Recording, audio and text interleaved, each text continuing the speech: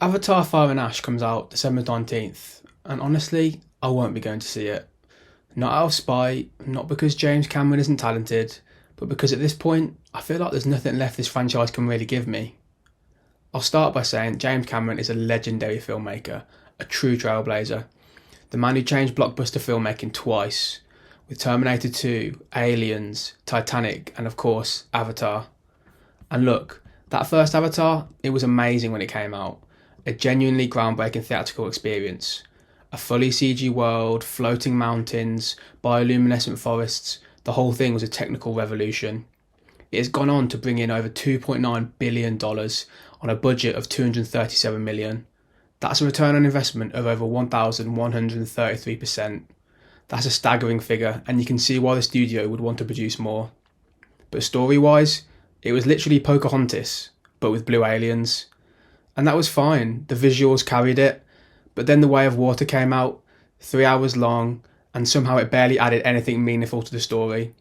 Beautiful? Absolutely. Was it innovative? Sure. And another $2.3 billion made. But narratively, it felt like that we were watching the same movie all over again. And that's when I realised, I get it, I've experienced what Avatar has to offer, and I don't need it anymore. Avatar's big selling point has always been immersion, but here's the problem. When every frame is hyper-polished, motion captured, rendered, smooth and composited, it stops feeling tangible. There's no grit, no texture, no unpredictability.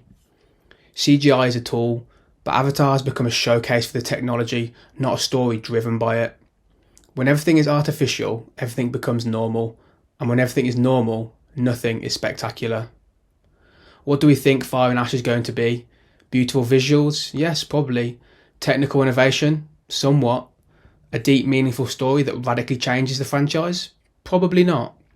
James Cameron himself has said he plans 2 more sequels after Fire and Ash, with the final one coming in 2031. He'll be 77 years old by then.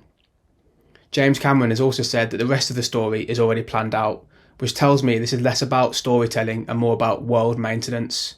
It's the same beats, the same world, the same conflicts stretched over a decade or more of films. And if The Way of Water already felt narratively thin, I'm not convinced this one will offer anything new. Avatar is one of the few franchises with global mega brand power. It appeals to every country, every market, every demographic. People who don't watch Marvel will still watch Avatar. But for me, money isn't the point. A film making $2 billion doesn't automatically make it interesting. And even if this film makes a mountain of money, that doesn't mean I need to see it. If I'm going to spend my time and money at the cinema, I want something that challenges me, surprises me, lingers in my head afterwards, and gives me characters with flaws, stakes, and consequences. Avatar just doesn't really do that for me anymore. It's not a bad film, it's just empty calories. A beautifully wrapped, emotionally shallow blockbuster, and that's okay, those films have a place. But I'm at the point where I want more from the movies I choose to go and see. So yeah, when Avatar Fire and Ash hits theatres on December 19th, I think I'll be sitting this one out.